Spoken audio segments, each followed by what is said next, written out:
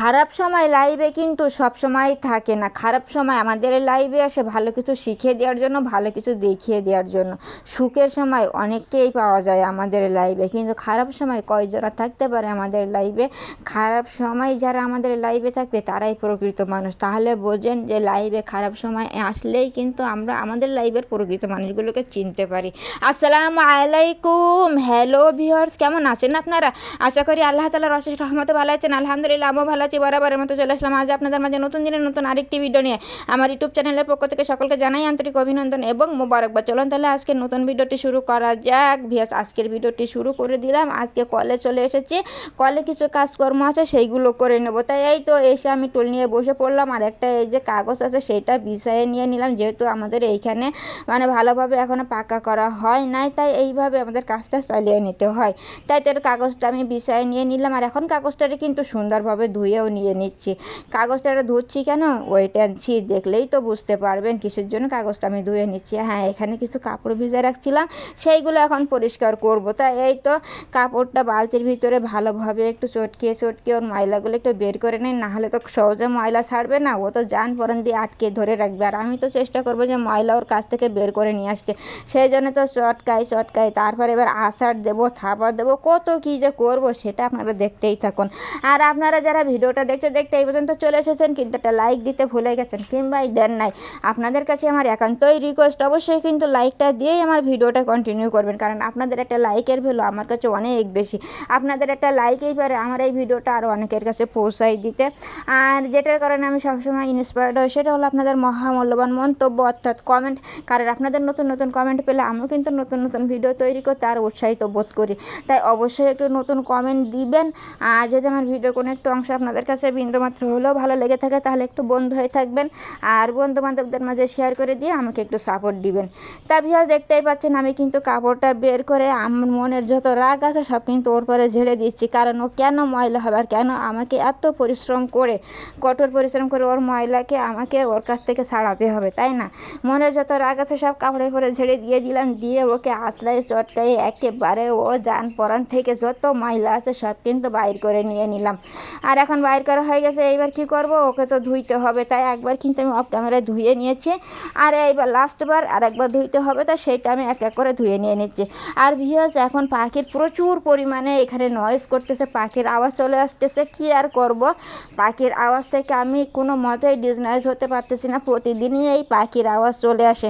আমার মনে হয় পাখির আওয়াজ আপনাদের খারাপই লাগবে না, তাই না? তারপরে যদি খারাপ লাগে তাহলে আমি সরি, সবাই একটু কনসিডার করে তারপরে আমার ভিডিওটা একটু কন্টিনিউ করে দিবেন, কারণ বাসায় যেহেতু আশেপাশে একটু গাছগাছালি আছে তো ওইখানে পাখিরা প্রচুর পরিমাণে ডাকাডাকি করে। যাই হোক, পাখিরা পাখিদের মতো ডাকাডাকি করুক, ওদের কাজ ওরাই করুক, আর আমি আমার কাজ করে যাচ্ছি।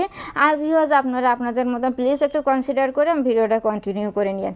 তার দেখতেই পাচ্ছেন ভিউয়ার্স, আমি একে কিন্তু কাপড় চোপড়গুলো সব সুন্দর করে বালতির ভিতরে পানি দিয়ে ধুয়ে নিচ্ছি। তা ভিউয়ার্স, আমার কিন্তু কাপড় চোপড় অলরেডি প্রায় ধোয়ার ডান, কারণ অল্প একটু কাপড় তো ধোয়া হয়েই গেছে। আর এইবার কি করব, কাপড়গুলো মেলাই দিতে, এবার ওইখানে পানি এখনও প্রয়োজন আছে, তাই বালতিটা পাতায় দিয়ে আসলাম, আর এখানে কাপড়গুলো কিন্তু আমি মেলাই দিতে আসলাম। কাপড়গুলো সাধারণত বাইরে মেলাই দেই না, খুবই কমই দেয়, যেহেতু এখনও বাইরে এখানে একটু কাজ আছে তো অল্প একটু সময় আমি এখানে আছি, সেই সময়টুকু একটু বাইরে মেলাই দিয়ে দিচ্ছি। তাই এই তো একে কাপড়গুলো আমি মেলাই দিতে আসছি। প্রথমে জামাটা দেওয়া হয়ে গেছে, এইবার এই যে ওড়নাটাও তার আগে দিয়ে দিয়েছে, আর এবার সালোয়ারটা দিয়ে দিলাম। তা যাই হোক, মোটামুটি কাপড়গুলো কিন্তু আমার মেলানো ডান। এইবার আরেকটা কাজ আছে, চলুন সেই কাজে চলে যাওয়া যাক। সে কাজটা হলো কি জানেন, এই যে টুল দুইটা বাইর করছি না, টুল দুইটা একটু ময়লা হয়ে গেছে, যেহেতু এখন বৃষ্টি কাদার সময় তো। আর এইগুলো প্লাস্টিকের টুল, যে কোনো জায়গায় নিয়ে বসা হয়, আর সেইখান থেকে ময়লাগুলো হয়ে গেছে। আর এমনি ইউজ করলেই তো ময়লা হবে, এগুলো তো পরিষ্কার করতেই হবে, তাই তো এই তো পরিষ্কার করে নিয়ে নিচ্ছি। তাই এই তো প্রথমে গুঁড়া সাবানটা আমি নিয়ে নিলাম, একটা কাপড়ে গুঁড়া সাবানটা নিয়ে ভালোভাবে আমি কিন্তু এই যে টুল দুইটা একেবারে পরিষ্কার করে নেব। তা প্রথমে ছোটো টুলটা সুন্দর করে আমি কিন্তু পরিষ্কার করে নিয়েই নিলাম। আর এই যে আগে কিন্তু আমি অফ ক্যামেরা একবার ধুয়েও নিয়েছি, আর এখন এই যে গুঁড়া সাবানটা দিয়ে একটু পরিষ্কার করতেছি, এখান থেকে আমি আপনাদের মধ্যে শেয়ার করে দিচ্ছি। তা ছোটো টুলটা হয়ে গেছে, আর এবার বড় টুলটা সমস্ত চারটা পায়া সহ আর উপরে যেটা আছে বডি সহ সব কিন্তু আমি ভালোভাবে গুঁড়া সাবান দিয়ে ধুয়ে নিয়ে নিলাম। মাঝে মধ্যে যদি প্লাস্টিকের এই জিনিসগুলো একটু গুঁড়া সাবান দিয়ে ধুয়ে নেওয়া যায় তাহলে একদম নতুনের মতো চকচক করে, তাই না? ইউজ করতে গেলে মনে হয় যে নতুন। তা যাই হোক, এই যে বালতিটা আমি লোড হতে দিয়ে গেছিলাম, আর সেই পানিগুলো দিয়েই কিন্তু আমি টুলটা এখন দুইটা টুলই সুন্দর করে ধুয়ে নিয়ে নিব। তাই এই যে টুল দুটো কিন্তু আমার ধোয়ার ডান। এইবার কিন্তু কি করতে হবে, একটু পানি ঝরানোর জন্য এখানে রেখে দেবো, যেহেতু উঠানে আমার এখন আরেকটু কাজ বাকি আছে। উঠানে থাকতেছে একেবারে সব কিছু আমি এখান থেকে নিয়ে চলে যাব।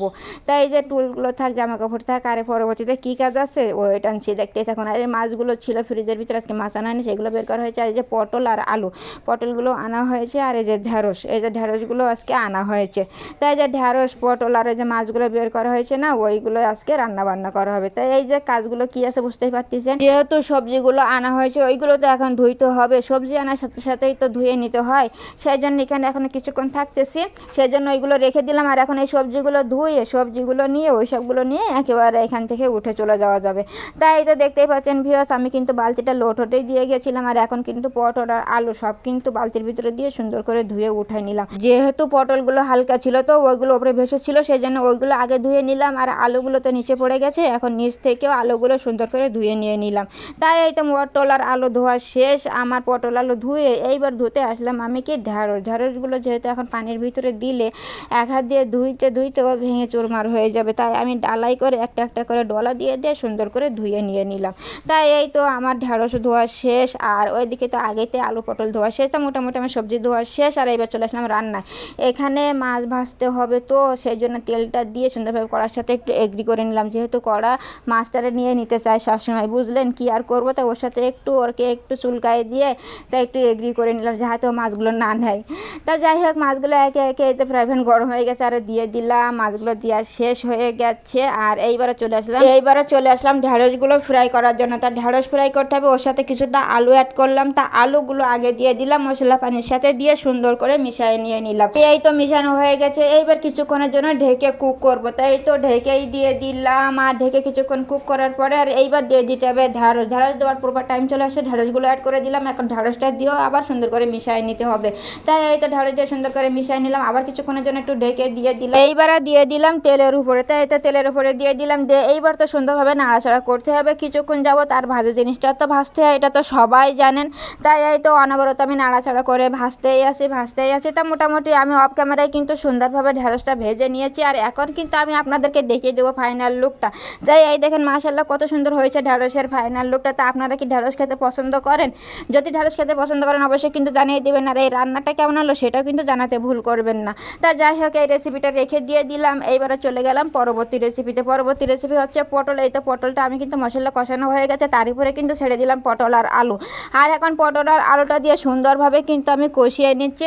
তাই একদম মোটামুটি সুন্দরভাবে কষাতে হবে, কারণ কষানোটাই হচ্ছে রান্নার মেন স্টেপ। সুন্দরভাবে কষানো হয়ে গেছে, এখন একটু ঢেকে দিয়ে দিলাম। আর এইবার কিন্তু পানি দেওয়ার পুরোপুরি টাইম চলে আসছে। আর পানিগুলো কিন্তু আমি অ্যাড করে দিয়ে দিলাম, যেহেতু কষানো শেষ। আর এই তো পানি দিয়ে সুন্দরভাবে কিন্তু আমি নাড়াচাড়া করে নিচ্ছি। তাই সুন্দরভাবে আমার মিলানো হয়ে গেছে। আর এখন যেহেতু বয়েল আসার প্রয়োজন, সেই জন্য একটু ঢেকেই দিয়ে দিলাম।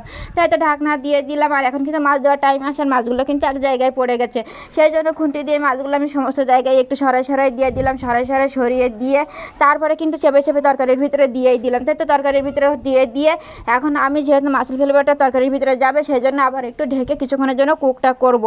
আর তো একটু ঢেকে দিয়ে দিচ্ছি। তা ভিউয়ার্স প্রচুর পরিমাণে নয়েজ আসতেছে, আপনারা একটু কনসিডার করে নিয়েন ভিউয়ার্স। তা যাই হোক, এই তো দেখেন ফাইনাল লুকটা মাশাআল্লাহ কত সুন্দর এসেছে পটলের ফাইনাল লুকটা। তা কে পছন্দ করেন অবশ্যই কিন্তু জানাবেন। তা যাই হোক, এই তো রান্নাবান্নার রেসিপি কাজকর্ম সব মিলে আজকের ভিডিওটা আপনাদের কাছে কেমন লাগলো অবশ্যই কিন্তু জানাবেন। আজ এই পর্যন্তই, আল্লাহ হাফেজ, আসসালামু আলাইকুম।